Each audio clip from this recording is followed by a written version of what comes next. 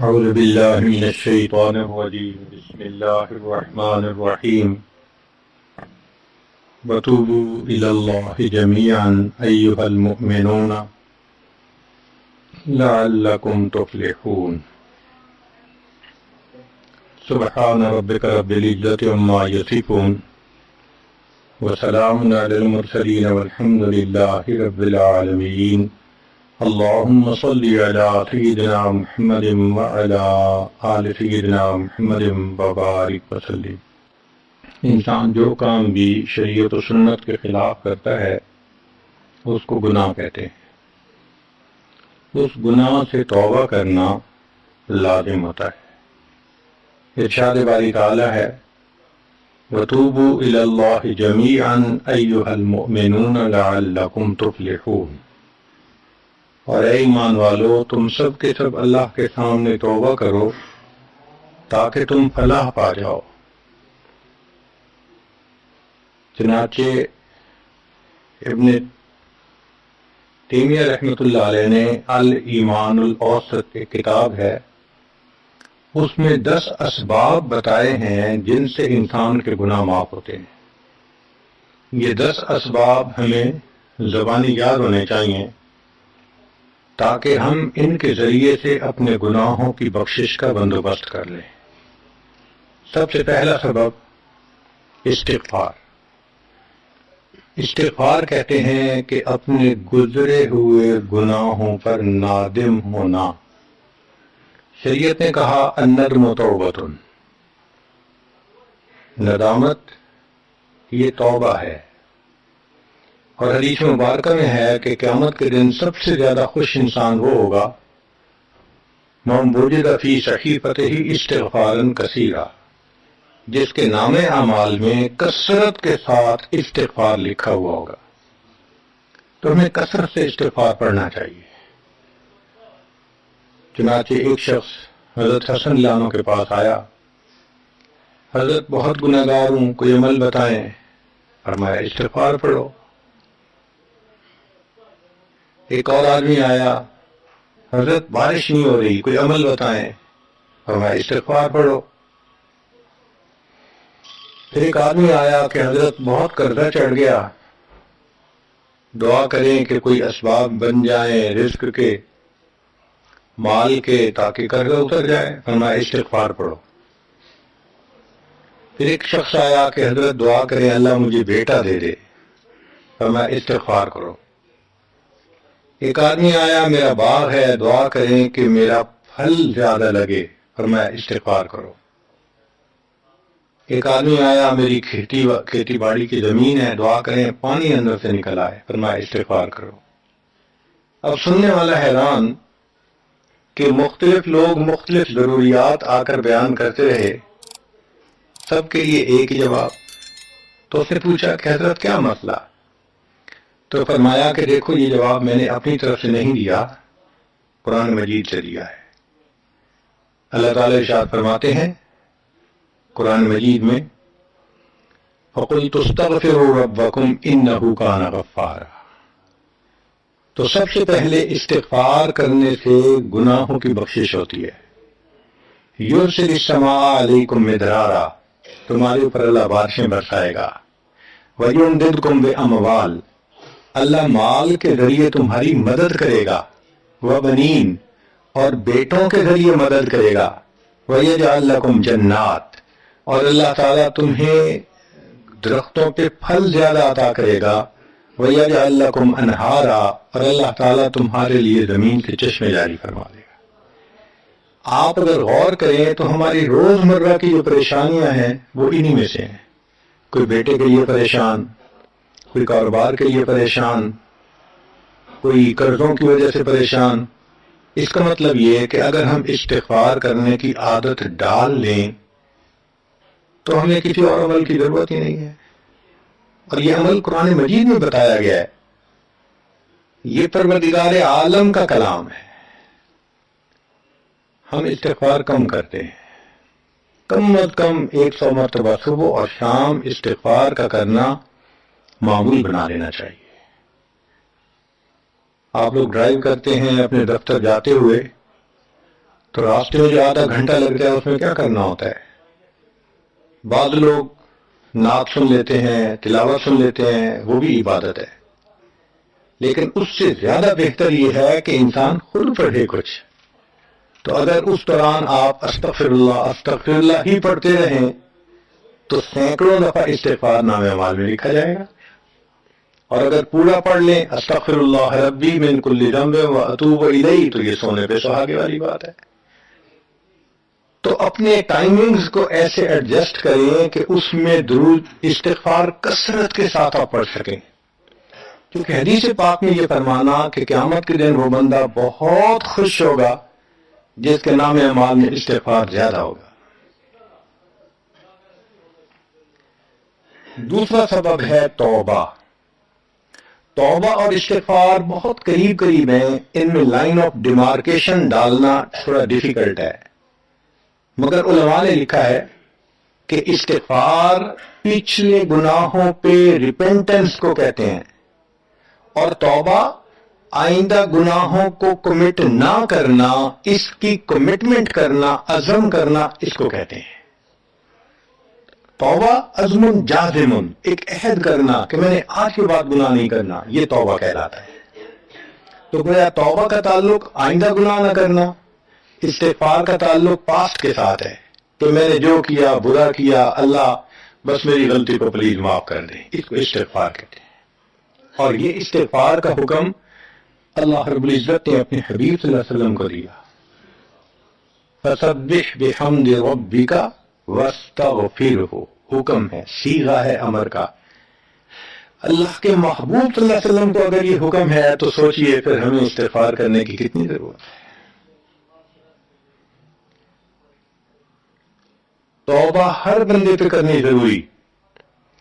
چنانچہ کافر ہے تو وہ کفر سے توبہ کر کے مسلمان بن جائے، مومن ہے گناہوں سے توبہ کر کے نیک بن جائے. جو نیک ہے وہ جو اپنے اعمال کے اندر غفلت ہوتی ہے، نماز کی غفلت، ذکر میں غفلت، تلاوت میں غفلت، اس غفلت سے توبہ کرے. اور جو کہے کہ جی میں تو اس سے بھی توبہ کرتا ہوں، تو بھائی ہم جو اعمال کرتے ہیں یہ اس کوالٹی کے تو نہیں کہ اللہ تعالیٰ کے ہاں قبولیت پا سکیں. اب پھر استغفار کرنا کہ اللہ اس کو قبول کر لیجئے، کیونکہ اللہ کے محبوب صلی اللہ علیہ وسلم نے فرمایا ما عبدناک حق عبادتک، اے اللہ ہم نے عبادت نہیں کی جیسے عبادت کرنے کا حق تھا. اگر سید الاولین والآخرین صلی اللہ علیہ وسلم یہ فرماتے ہیں، ہم کے کھیت کی گاجر مولی ہیں، ہماری عبادتیں کیا عبادتیں ہیں. تو استغفار کرنا، توبہ کرنا ہم میں سے ہر بندے پر لازم ہے. تیسری چیز جس سے کہ گناہ معاف ہوتے ہیں، الحسنات الماحیہ، نیکیاں. جو انسان نیک اعمال کرتا ہے تو گناہ دھل جاتے ہیں. نیک اعمال کی مثال صابن کی ہے، گناہوں کی مثال میل کی تھی. صابن جتنا زیادہ لگتا ہے اتنا میل دھل جاتی ہے. ان الحسنات یذہبن السیئات. یہاں شیطان دھوکہ دیتا ہے. مثلا اگر کوئی بچہ تعلیم پا رہا ہے مگر کوئی گناہ بھی کرتا ہے، تیرے علم کا کیا فائدہ، گناہ تو چھوڑتا نہیں. بھائی اگر گناہ کرتے ہیں تو علم تو الٹا ان گناہوں کو دھوئے گا، وہ علم ہی چھڑوا دیتا ہے تاکہ دھونے کا مسئلہ ہی نہ رہے. اب عورت سوچے گی میں پردہ تو کرتی نہیں، نمازوں کا کیا فائدہ. یہ دھوکہ ہے شیطان کا. بھئی آپ نمازیں پڑھتی رہو، اس نمازوں کی برکت سے اللہ پھر پردے کی بھی توفیق دے دیں گے. تو نیکی نہیں چھوڑنی چاہیے کبھی بھی. یہ سوچ کے جی میں اچھا تو ہوں نہیں، کیا فائدہ. فائدہ ہے کہ اب اللہ فرما رہے ہیں کہ نیکیاں گناہوں کو دھو دیتی ہیں. بھئی گناہ تو ہم چھوڑتے نہیں اور نیکی آرام سے چھوڑ دیتے ہیں، یہ کہاں کی لاجک ہے. تو اس لیے نیکی بھاگ بھاگ کے کرنی چاہیے. اگر گناہ ہے تو نیکی اور زیادہ کریں تاکہ نیکی کی برکت سے گناہوں کی ظلمت ختم ہو جائے اور دھل جائے. حدیث پاک میں ہے بندہ گناہ کرتا ہے لکھ دیا جاتا ہے، دوسرا گناہ، تیسرا، 5 گناہ کرتا ہے، پھر اس کے بعد وہ ایک نیکی کرتا ہے تو نیکی والا فرشتہ کہتا ہے کہ دیکھو اللہ کے ہاں دستور ہے من جاء بالحسنۃ فلہ عشر امثالھا، اس کو 10 نیکیاں ملنی تھی، تم نے 5 گنا لکھے ہیں نا، اچھا تم 5 گنا مٹا دو، میں نامہ اعمال میں 10 نیکیوں کی بجائے صرف 5 نیکیاں بیلنس وہ ڈال دیتا ہوں۔ چنانچہ 5 گنا مٹا دیے جاتے ہیں، 5 نیکیاں نامہ اعمال میں لکھ لی جاتی ہے۔ اس لیے خوب نیکی کرنی چاہیے تاکہ اللہ تعالیٰ گناہوں کی ظلمت سے ہمیں محفوظ فرما دے۔ چوتھی چیز جس سے کہ گناہ معاف ہوتے ہیں، دعاء المؤمنین للمؤمن، جو ایمان والے ایک دوسرے کے لیے دعائیں کرتے ہیں اس سے بھی گناہ معاف ہوتے ہیں۔ چنانچہ عمر لانو جا رہے تھے عمرے کے لیے، نبی اسلام نے فرمایا اے بھائی ہمیں اپنی دعاؤں میں نہ بھولنا، تو نبی اسلام نے امت کو تعلیم دی کہ ایک دوسرے کو دعاؤں کے لیے کہنا چاہیے۔ یہ بہت اچھی عادت ہے کہ جب کسی سے ملیں جی ہمیں اپنی دعاؤں میں یاد رکھیں، والدین کو کہنا، بڑوں کو کہنا، دوستوں کو کہنا، کیا معلوم کس کی مانگی ہوئی دعا کام آ جائے۔ اس دعا کا فائدہ ہوتا ہے نا، تبھی تو قرآن مجید میں دعا سکھائی گئی، ربنا اغفر لنا ولاخواننا الذین سبقونا بالایمان، اے اللہ جو ہم سے پہلے ایمان والے چلے گئے ان کی بھی مغفرت فرما دے۔ تو فائدہ ہوتا ہے تو قرآن نے دعا سکھائی ہے نا۔ تو ایمان والوں کی دعاؤں سے دوسرے ایمان والوں کو فائدہ ہوتا ہے۔ حدیث پاک میں ہے دوست کی دعا دوست کے پیچھے رد نہیں کی جاتی، کیوں؟ اس میں خلوص ہوتا ہے۔ تو اس لیے حدیث پاک میں ہے، مسلم شریف کی روایت ہے کہ اگر کوئی آدمی فوت ہو جائے اور 40 آدمی جنازہ پڑھ لیں جو ایمان والے ہوں، توحید والے ہوں، فرمایا ما من رجل مسلم یموت فیقوم علی جنازتہ 40 رجلا لا یشرکون باللہ شیئا الا شفعهم اللہ فی، اللہ 40 بندوں کی نماز جنازہ کو قبول کر کے میت کی مغفرت فرما دیتے ہیں۔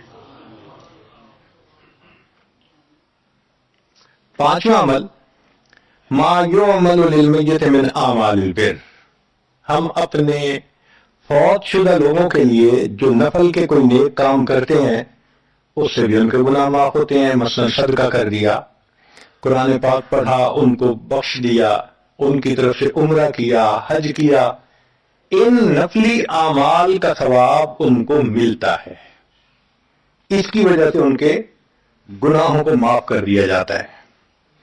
چنانچہ حضرت شیخ الحدیث رحمۃ اللہ علیہ نے فضائل ذکر میں یا کسی اور کتاب میں واقعہ لکھا ہے کہ ایک اللہ والے تھے، قبرستان کے قریب سے جاتے ہوئے انہوں نے کچھ پڑھ کے قبرستان والوں کو بخش دیا۔ رات خواب دیکھا کہ وہی قبرستان والے ہیں اور ایک آدمی آتا ہے جیسے کوئی ڈاک تقسیم کرنے والا ڈاکیا ہوتا ہے، اور سب اس کی طرف بھاگ پڑتے ہیں جیسے ڈاک لینے کے لیے ہو۔ ایک بندہ پیچھے آرام سے بیٹھا ہوتا ہے، وہ پوچھتا ہے کیا معاملہ؟ وہ کہتا ہے کہ یہ فرشتہ آیا ہے، روزانہ کی جو ڈاک آئی ہے نا نیکیوں کی، جو اولاد نے، رشتہ داروں نے، دوستوں نے کیے، لہذا وہ اعمال نیکیاں ملتی ہیں تو یہ سب لوگ جاتے ہیں کہ نیکیاں ملیں گی، ہمارا درجہ بڑھے گا۔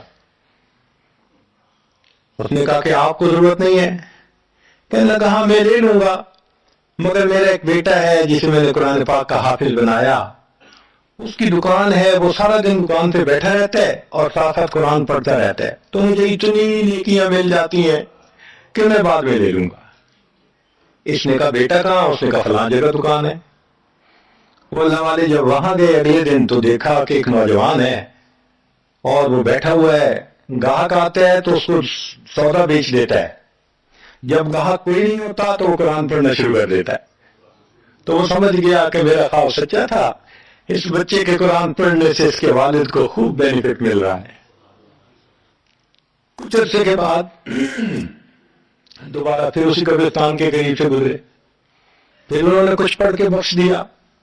رات خواب میں دیکھا کہ اب جب تقسیم ہوا تو سب بھاگے تو وہ بندہ بھی بھاگا۔ انہوں نے کہا آپ بھی بھاگ رہے ہو؟ کہنے لگا ہاں میں اس لیے بھاگ رہا ہوں کہ میرا وہ بیٹا فوت ہو گیا، اب مجھے قرآن پڑھ کے بخشنے والا کوئی ایسا ہے نہیں، تو جو عام ایمان والوں کا ثواب آتا ہے میں بھی اسی میں سے اپنا حصہ لینے کے لیے۔ تو ایمان والوں کے ان اعمال کا ثواب بھی ملتا ہے، اور اصل میں یہ اسی بندے کا اپنا عمل ہوتا ہے۔ یہ ذہن میں رکھنا کہ جو ایمان والے پڑھ کے بخشتے ہیں نا، اس کا ثواب کیوں ملتا ہے؟ اس کا اپنا عمل دیکھو، اس نے نیکوں سے تعلق جوڑا۔ وہ بھی تو ہوتے ہیں جن کے مرنے کے بعد پیچھے ریچھ کتے کی لڑائی کرواتے ہیں، میلے لگواتے ہیں، موسیقی کی محفلیں ہوتی ہیں، وہ بھی تو ہوتے ہیں نا، تو ان کو کچھ نہیں ملتا۔ اس بندے نے نیکوں سے محبت کی، یہ اس کا اپنا عمل ہے، اس کی محبت کی وجہ سے اب یہ لوگ اس کو پڑھتے ہیں، اللہ اس کو ثواب پہنچا دیتے ہیں، تو اس کے اپنا عمل ہے اصل میں۔ پھر چھٹی چیز جس کی وجہ سے گناہ معاف ہوتے ہیں، المصائب التي يكفر الله بها الخطايا في الدنيا۔ دنیا میں انسان کو جو مشکلات، تکلیفیں، مصیبتیں پہنچتی ہیں، ان کی وجہ سے گناہ معاف کر دیے جاتے ہیں۔ کوئی مصیبت دنیا میں پہنچتی ہے، گناہ معاف ہوتے ہیں۔ چنانچہ نبی علیہ السلام تشریف فرما تھے، چراغ بجھ گیا، نبی علیہ السلام نے فرمایا انا للہ و انا الیہ راجعون۔ ام المؤمنین عائشہ رضی اللہ عنہا نے پوچھا، اللہ کے حبیب صلی اللہ علیہ وسلم یہ تو پڑھتے ہیں جب کوئی آدمی فوت ہو جاتا ہے۔ فرمایا عائشہ، مومن کو جو بھی دنیا میں تکلیف غم پہنچتا ہے، اگر وہ اس کے اوپر انا للہ پڑھ لے اس کو ثواب ملتا ہے، تو سوچنے کی بات ہے، چراغ کے بجھنے پر اگر ثواب ملتا ہے تو کسی عزیز کی زندگی کا چراغ بجھ گیا، اس پر کتنا ثواب ملے گا؟ اس لیے تکلیف آئے تو پریشان ہونے کی بات نہیں ہوتی، صبر کرنے کی بات ہوتی ہے۔ انسان بے صبری کے ذریعے خواہ مخواہ اس تکلیف پر ملنے والے ثواب سے اپنے آپ کو محروم کر دیتا ہے۔ بے صبری سے تکلیف ختم نہیں ہوتی، ثواب ملنا بند ہو جاتا ہے، تو بے صبری کا کیا فائدہ؟ اور ہو سکتا ہے کہ یہ مصیبت جو آئی یہ بندے نے خود مانگی ہو، یہ بھی عجیب بات ہے۔ آپ کہیں گے کوئی بندہ مصیبت تو نہیں مانگتا، ہاں ہو سکتا ہے مانگی ہو۔ کیسے؟ کہ دعا مانگی، اللہ مجھے قیامت کے دن میرے محبوب صلی اللہ علیہ وسلم کے ہاتھوں حوض کوثر کا جام عطا کر دینا۔ اللہ نے دعا قبول کر لی، عمل تو ہے نہیں کہ یہ نعمت نصیب ہو، تو اب کیسے ملے گا؟ اللہ تعالی بیماری، مصیبت، پریشانی کچھ اس کے اوپر بھیج دیتے ہیں۔ اگر یہ بندہ اس پر صبر کر لیتا ہے، اس کو بہانہ بنا کر اللہ اس کو وہ نعمت عطا فرما دیتے ہیں۔ چنانچہ ایک بزرگ سے 70s میں تھے، بیوی بھی اسی طرح، بہت نیک تھی بیوی بھی۔ بیوی نے کہا کہ میرا بڑا دل چاہتا ہے کہ نبی علیہ الصلوۃ والسلام کا دیدار نصیب ہو، میں بڑا دروشی پڑھتی ہوں، نفل پڑھتی ہوں، مگر مجھے واضح زیارت نہیں ہوئی، آپ کو کوئی عمل آتا ہو تو بتا دیں۔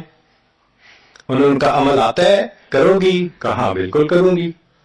کہنے کہ اچھا جمعہ کا دن آ رہا ہے، خوب نہا دھو کے وہ جو دلہن والے کپڑے تھے نا تمہارے، کناری والے گوٹے، وہ پہننا اور میک اپ کرنا، خوشبو لگانا، اور میں بس جمعہ پڑھ کے آؤں گا تو پھر ٹھیک۔ اس نے کہا بہت اچھا۔ وہ اللہ کی بندی نہائی دھوئی، دلہن کی طرح خوب تیار ہوئی، کپڑے دلہن والے پہنے۔ ان بزرگوں نے جمعہ کی نماز پڑھی تو ساتھ بھائی کا گھر تھا اس کی، یعنی ان کی بیوی کا، تو بیوی کے بھائی کے گھر چلے گئے، اس کو جا کے کہا میری عمر دیکھو اور آ کے اپنی بیوی بہن کی حالت دیکھو۔ اس نے کہا کیا مسئلہ؟ وہ ساتھ آ گیا، اور جب گھر آ کے اس نے دیکھا تو بیوی تو دلہن بنی بیٹھی ہے۔ بھائی کو غصہ آیا، تمہیں اپنی یہ تمہاری عمر اور یہ تمہارے لچھن۔ اس نے تو ڈانٹا اور وہ بیچاری روئی، اس کا دل ٹوٹا، رو رو کے حال برا، سو گئی۔ اللہ کی شان کہ اس نیند میں اس کو نبی علیہ السلام کی زیارت نصیب ہو۔ اب وہ اٹھی تو وہ خوش بھی ہے اور پریشان بھی ہے، خوش اس بات پہ کہ زیارت ہو گئی، اور پریشان اس بات پہ کہ میاں نے کیا کیا، خود کہا دلہن بنو اور خود بھائی سے مجھے ڈانٹ پڑوا دی۔ تو پھر اس نے پوچھا کہ آپ نے ایسا کیوں کیا؟ انہوں نے کہا دیکھو میں تمہاری زندگی کو قریب سے جانتا ہوں، میں نے تمہیں اتنا پیار محبت سے رکھا ہے کہ تمہیں زندگی کے کوئی تکلیف نہیں پہنچنے دی میں نے، تم نے عبادت کی انتہا کی ہے، مگر کچھ نعمتیں ہوتی ہیں جو دل ٹوٹنے پہ ملتی ہیں، تو تمہارا تو کبھی دل ٹوٹا نہیں، تو میں نے ایک بہانہ بنایا کہ تمہیں کہا دلہن بنو، بھائی کو شکایت لگا دی، اسے ڈانٹ پھلا دی، تمہارا دل ٹوٹا، اللہ کو رحم آ گیا، اللہ تعالیٰ ٹوٹے دلوں پر رحم فرما دیتے ہیں۔ تو ممکن ہے کہ یہ مصیبت، یہ پریشانی اللہ کی طرف سے ہمارے لیے انعام کا سبب بن کے آئی ہو۔ اس لیے ہمارے بزرگوں نے کہا سکھ دکھاں تو دیوا وار، کہ میں سکھوں کو دکھوں پہ قربان کر دوں، سکھ دکھاں تو دیوا وار، دکھا آن ملائم یار، کہ دکھوں نے مجھے میرے یار سے ملا دیا۔ اللہ کو بڑا ترس آتا ہے اس بندے پر جس پر کوئی مصیبت آتی ہے، پریشانی آتی ہے۔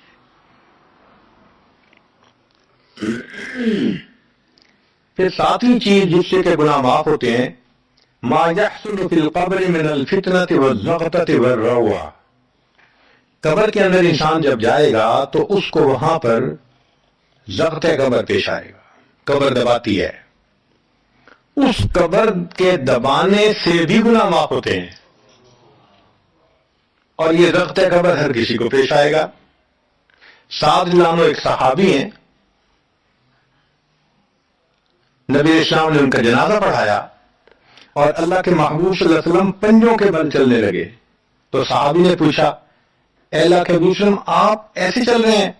فرمایا سعد کی نماز جنازہ میں شرکت کے لیے اتنے فرشتے آسمان سے اتر آئے، مجھے پاؤں رکھنے کی جگہ نہیں مل رہی۔ یہ پھر حدیث پاک میں آتا ہے کہ نبی اسلام نے فرمایا سعد کی وفات پر اللہ کا عرش بھی 3 دن تک روتا رہا۔ جن کی وفات پہ اللہ کا عرش روئے، اللہ کے فرشتے جنازے میں اتریں، کیسے اللہ کے مقبول بندے ہوں گے؟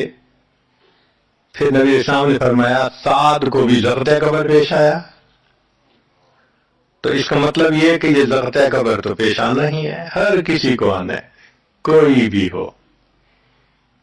اب یہ عجیب سی بات ہے، مگر اس کو سمجھیں کہ کیوں پیش آنا ہے۔ آپ اگر کسی ریسٹورنٹ پہ جائیں اور جا کے سویٹ ڈش کھائیں یا کباب کھائیں تو بل پے کرنا پڑتا ہے نا، گروسری سٹور سے جا کے کوئی چیز لائیں بل پے کرنا پڑتا ہے نا، ہر چیز کا بل ہوتا ہے نا۔ اس دنیا میں انسان جو مزے لیتا ہے بھلے جائز صحیح، ان کی بھی ایک کاسٹ ہے اور وہ اسے پے کرنی پڑے گی، اور وہ کاسٹ ضغط قبر سے پے ہوگی۔ اس لیے جس کی زندگی غربت میں گزری ہوگی اس کا ضغط قبر بہت کم ہوگا، اور جس نے عیش آرام مزے سہولت انجوائے کیا کاسٹ تو دینی پڑے گی نا،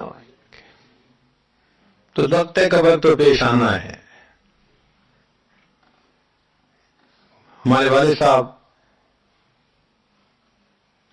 بچپن میں دیکھتا تھا میں کہ بہت اچھا سالن بنا ہوتا تھا نا، تو اکثر وہ گلاس پانی کا اٹھاتے تھے اور ایک گھونٹ پانی ڈال دیتے تھے۔ مجھے سمجھ نہیں آتی تھی یہ کیا کرتے ہیں، میں اکثر ان سے پوچھتا تھا وہ آپ ایسے کیوں کرتے ہیں، نہیں بتاتے تھے۔ جب ان کی وفات ہوئی تو بعد میں والدہ صاحبہ نے کہا کہ اصل میں وہ یہ کہا کرتے تھے کہ نفس میرا دشمن ہے، میں اس نفس کو لذتیں کیوں دوں۔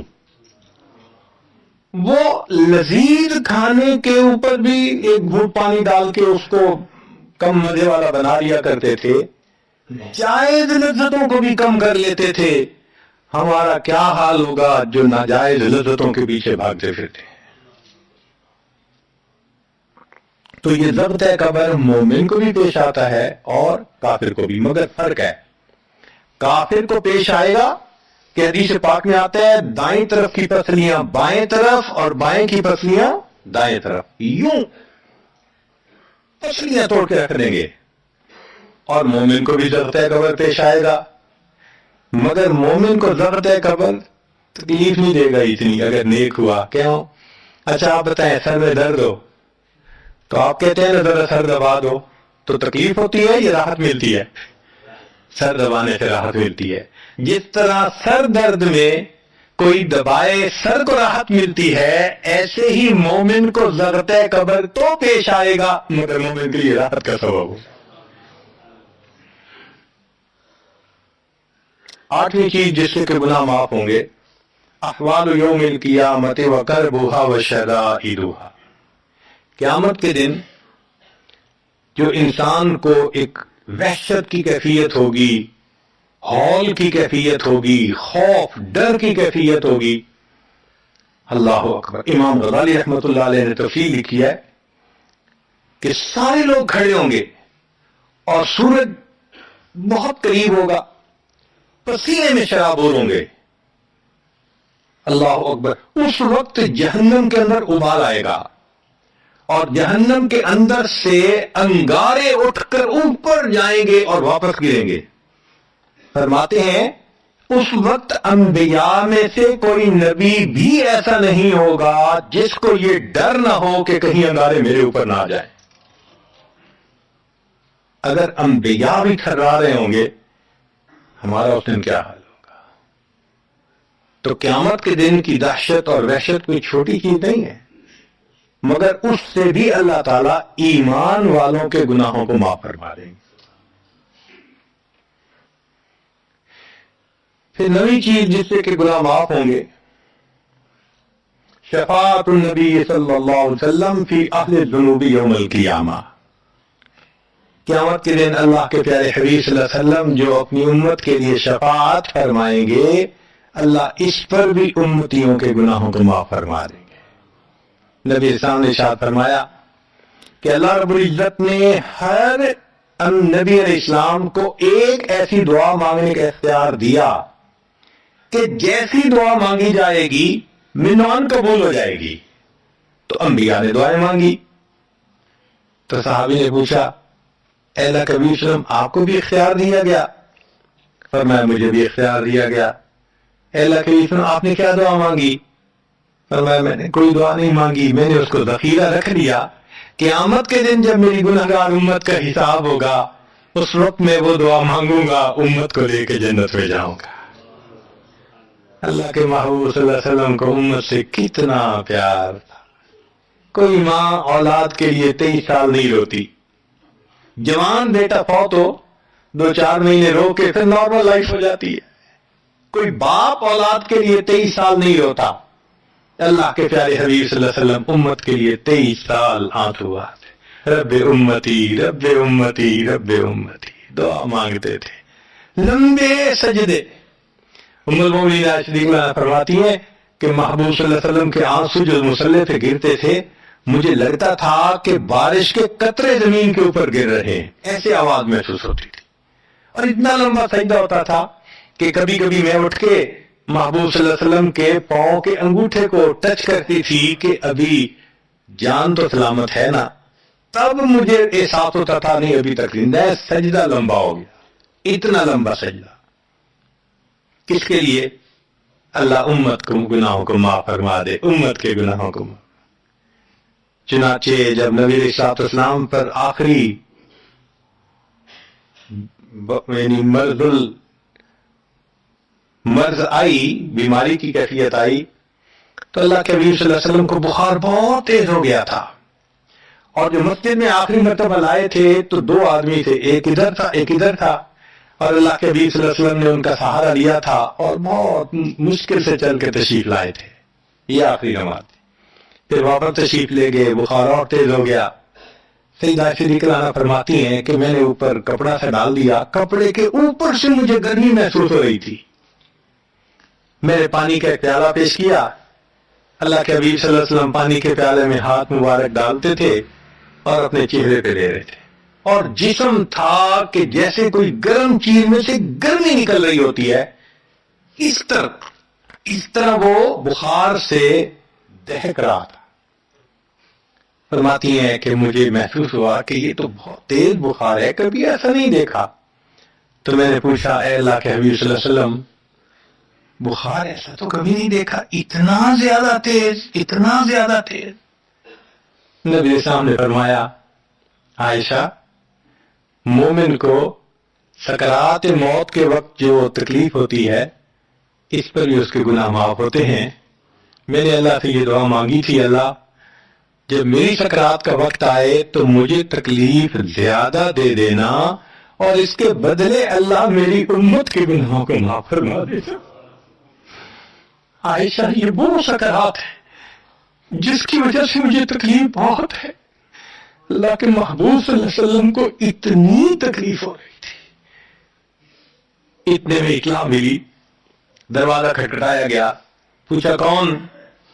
جواب ملا جبریل علیہ السلام اور اسرائیل علیہ السلام اجازت مانگتے ہیں آنے کی۔ نبی صاحب نے فرمایا جبریل اندر آ جائیں، تو جبریل آئے۔ اے اللہ کے نبی صلی اللہ علیہ وسلم، اللہ نے آپ کو یاد فرمایا ہے۔ نبی صاحب نے فرمایا جبریل، اللہ تعالیٰ سے پوچھ کے یہ پہلے بتاؤ میرے بعد میری امت کا کیا حال ہوگا، میرے پوچھ کے بتاؤ۔ جبریل علیہ السلام نے اللہ تعالیٰ سے پوچھا، رب کریم نے کہا، فرمایا میرے محبوب سے جا کر کہہ دو اے محبوب آپ کے بعد آپ کی امت کو تنہا نہیں چھوڑیں گے۔ جب نبی علیہ السلام کو تسلی ہو گئی، محبوب نے فرمایا اچھا ملک الموت کو بھی باندھ ڈالا۔ اللہ کے محبوب صلی اللہ علیہ وسلم کو امت سے ایسی محبت تھی، اللہ اکبر۔ چنانچہ حدیث پاک میں ہے کہ نبی علیہ السلام نے فرمایا خیرت بین ان یدخل نصف امتی الجنہ و بین شفاعہ، اللہ رب العزت نے مجھے چوائس دیا، اختیار دیا کہ اے میرے حبیب صلی اللہ علیہ وسلم، آپ چاہیں تو آپ کی آدھی امت کو بلا حساب جنت بھیج دیں گے، اور آپ چاہیں تو جن کی آپ شفاعت کریں ان کو بھیجیں گے۔ نبی اسلام فرماتے ہیں فاخترت الشفاعہ، میں نے شفاعت کو چن لیا، لأنہا اعم و اکثر، اس لیے کہ میری شفاعت پر آدھی سے زیادہ امت کے لوگ جنت میں چلے جائیں گے۔ اللہ اکبر۔ پوچھنے والے نے پوچھا اے اللہ کے حبیب صلی اللہ علیہ وسلم اترونہا للمتقین، کیا آپ کی شفاعت نیکوں کے لیے ہوگی؟ فرمایا لا ولکنہا للمذنبین الخطائین المتلوثین، نہیں، میری شفاعت میرے امت کے گناہگاروں کے لیے ہوگی۔ اللہ کے حبیب صلی اللہ علیہ وسلم کی شفاعت کا نصیب ہو جانا یہ بھی گناہوں کی بخشش کا سبب ہے۔ مگر شفاعت کس کو نصیب ہوگی اس کی بھی تفصیل سن لیجئے۔ کچھ لوگ ہوتے ہیں سنت کو دیکھتے ہیں، ان کا دل خوش ہو جاتا ہے، وہ سنت رکھنے والے کو انکریج کرتے ہیں، اس کو مورل سپورٹ دیتے ہیں، نہیں تم نے اچھا کیا۔ اور کچھ وہ ہوتے ہیں کہ جو دیکھتے ہیں چہرے پہ سنت ہے، جی کیا ملا بن گئے، کیا تم نے چہرے پہ کر لیا۔ علماء نے لکھا جس نے سنت کو دیکھ کر ناگواری کا اظہار کیا اس نے اپنے آپ کو شفاعت سے محروم کر لیا۔ یہ نہیں ہے کہ ہم سنت کا مذاق بناتے پھریں اور ہمیں شفاعت نصیب ہوگی، نہیں، احترام ہو دل میں سنت کا۔ نبی علیہ السلام کی ایک ایک سنت پہ قربان ہو انسان، جب یوں محبت ہوگی تو پھر نبی علیہ السلام کی شفاعت بھی ان کے لیے ہوگی۔ 10واں سبب جس سے کہ گناہ معاف ہوں گے، رحمت اللہ وعفوہ ومغفرتہ بلا سبب من العباد۔ قیامت کے دن انبیاء کرام شفاعت کریں گے، بخشش ہوگی، پھر علماء کریں گے، شہداء کریں گے، پھر سب جنتی شفاعت کریں گے، حتیٰ کہ کوئی ایسا نہیں رہے گا کہ جو کسی اور کی شفاعت کرے، اور وہ لوگ جہنم میں ہوں گے کہ جن کا کوئی جنتی واقع بھی نہیں ہوگا۔ اللہ اکبر۔ سالوں وہ جہنم میں جلتے رہیں گے، جلتے رہیں گے، پھر ایک وقت آئے گا کہ ان میں سے جن کے دل میں تھوڑا سا بھی ایمان ہوگا نا، اگرچہ اس کی شفاعت کرنے والا کوئی نہیں ہوگا، ان کو بھی اللہ بخشنے کا سبب بنائیں گے۔ وہ کیسا ہوگا؟ حدیث پاک میں آتا ہے کہ یہ جو ایمان والے ہوں گے نا، ان کے اور کافروں اور مشرکین کے درمیان جو دیوار تھی نا آگ کی، اس کو ذرا ٹرانسپیرنٹ اللہ بنائیں گے. تو مشرکین دیکھیں گے اور کہیں گے ہم تو جل ہی رہے تھے، اور تم تو کلمہ پڑھتے تھے، تم بھی یہاں جل رہے ہو. تو وہ جب ان کو کلمے کا تانا دیں گے کہ تمہارا نام تو مسلمانوں والا تھا نا، تو اس وقت وہ جہنمی اللہ سے فریاد کریں گے، اللہ تیری توحید کا تانا دیتے ہیں، کہا گیا تمہارا خدا، تم بھی ہمارے ساتھ جل رہے ہو. جب وہ فریاد کریں گے، اللہ تعالیٰ جبرائیل علیہ السلام کو فرمائیں گے، جبرائیل جاؤ، جس کے دل میں ذرہ برابر بھی تمہیں ایمان نظر آتا ہے اس کو بھی جہنم سے نکال دو، ان کو بھی جہنم سے نکال دیا جائے. پھر اس کے بعد وہ بچیں گے کہ جن کا ذرہ ایمان بھی نہیں فرشتے کو نظر آئے گا، مگر اللہ فرمائیں گے انبیاء نے بھی شفاعت کر لی، شہداء نے بھی، علماء نے بھی، جنتیوں نے بھی. اب میں اپنی رحمت کا اظہار کرتا ہوں، میں بھی تو بندوں سے محبت کرتا ہوں. حدیث پاک میں ہے ثلاثہ حشیاتن، یوں کر کے اگر گندم ہونا اور انسان دونوں ہاتھوں کو ایسے کرے تو اس کو لپ کہتے ہیں، لپ بھرنا. تو اس میں ہزاروں چاول کے دانے آ سکتے ہیں. سوچئے اللہ رب العزت لپ بھریں گے تو وہ کتنی بڑی ہوگی، کھربوں لوگ ہوں گے. ایک لپ کو بھر کے نکالا جائے گا، پھر دوسری کو نکالا جائے گا، پھر تیسری لپ بھر کے نکالیں گے.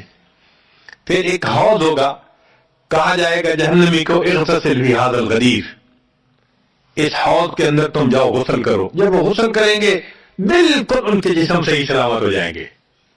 پھر اللہ تعالیٰ ان کو جنت عطا فرمائیں گے، مگر ان کے ماتھے پر لکھا ہوا ہوگا اتقاء الرحمن، کہ رحمان نے اپنی رحمت سے ان کو رعایتی پاس کر دیا. وہ جنت میں جائیں گے. اب جو جنت میں جائیں گے تو جنتی لوگ ان کے ساتھ ملیں گے، خوش ہوں گے، مگر کہیں کہیں کوئی ان کو کہے گا ہم تو اللہ کے فضل سے سیدھا آ گئے، تم تو آیا فلاں جگہ سے آئے ہو نا، رعایتی پاس ہو. اب جب ان کو رعایتی پاس کا تانا ملے گا تو ان کو عجیب لگے گا.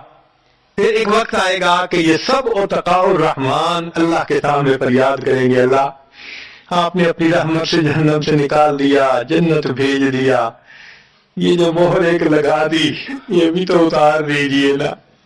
تو اللہ تعالیٰ ان کی مہر کو ختم فرمائیں گے اور یہ جنت میں رہنے لگ جائیں گے. امام غزالی رحمت اللہ علیہ اس واقعے کو نقل کرنے کے بعد لکھتے ہیں، میرا کوئی عمل ایسا تو نہیں کہ میں امید کروں کہ میں جنت چلا جاؤں گا، کاش اللہ مجھے ان اتقاء الرحمن میں شامل فرما لیتے، کاش کہ اللہ تعالیٰ مجھے ان اتقاء الرحمن میں شامل فرما لیتے. بے گناہوں میں چلا زاہد جو اس کو دیکھنے، مغفرت بولی ادھر آ میں گنہگاروں میں ہوں. وہ کرشمے شان رحمت نے دکھائے روز حشر، چیخ اٹھا ہر بے گناہ میں بھی گنہگاروں میں ہوں.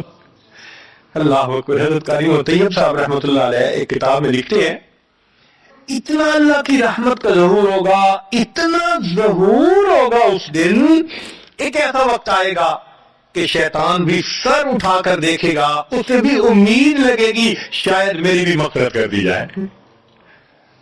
وَكَانَ بِالْمُؤْمِنِينَ رَحِيمًا. اللہ تعالیٰ قیامت کے دن اپنی رحمت کا اظہار فرمائے. اللہ کرے قیامت کے دن اللہ کی رحمت سے ہمارا کام بن جائے. اللہ تعالیٰ ہمیں اپنے گناہوں سے سچی توبہ کرنے کی توفیق عطا فرمائے، اور اللہ تعالیٰ ہمیں اپنے بخشش کیے ہوئے گنہگار بندوں کی قطار میں قیامت کے دن شامل فرمائے. وآخر دعوانا ان الحمد للہ رب العالمین.